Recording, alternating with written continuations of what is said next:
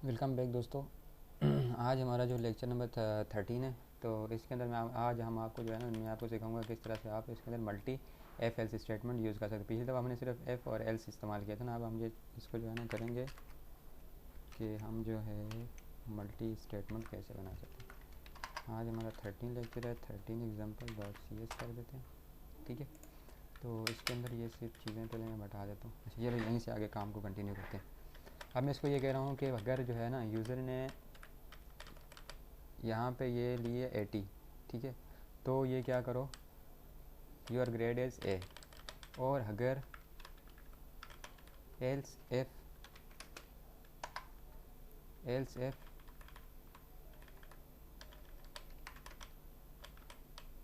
इसी को मैं कॉपी करता जाता हूँ। एल्स एफ जो है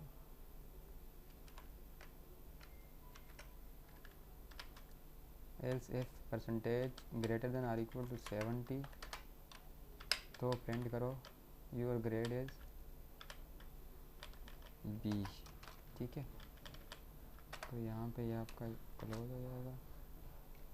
फिर उसके बाद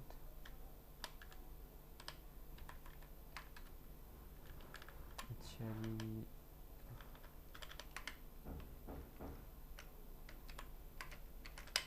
और अगर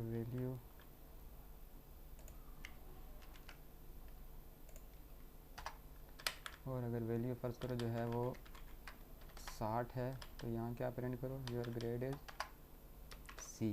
ठीक है, योर ग्रेड इज़ सी। अच्छा, और अगर वैल्यू इस तरह हम पूरी जो है ना इसके अंदर ग्रेडिंग कर सकते हैं। अगर 50 है तो सी हो गया, यहाँ डी कर दो।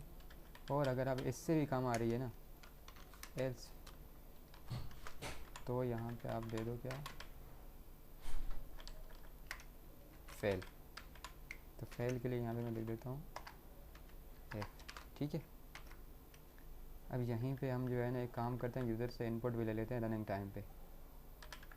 सही है, पहले हम इस एक प्रोग्राम को इसको चला के देखते हैं क्या इसकी आउटपुट आती है।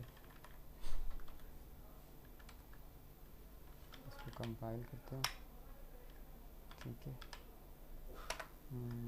13 example, your grade is B, क्योंकि जो इसका जो कैटेगरी है उसमें 70 जो है वो बी में आ रहा है। ठीक है, तो इसको हम इस तरह से करते हैं, यूज़र से यहाँ पे हम रन टाइम पे ही इनपुट ले लेते हैं, देखते हैं क्या होता है। And percentage is equal to P R parse dot and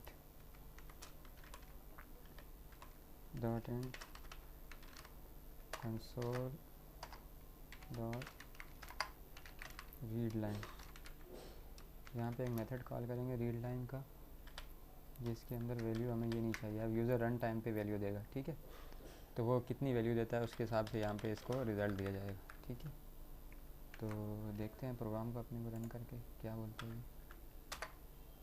error दे रहा है कि the name parse does not exist. ये क्या मसला है इसका।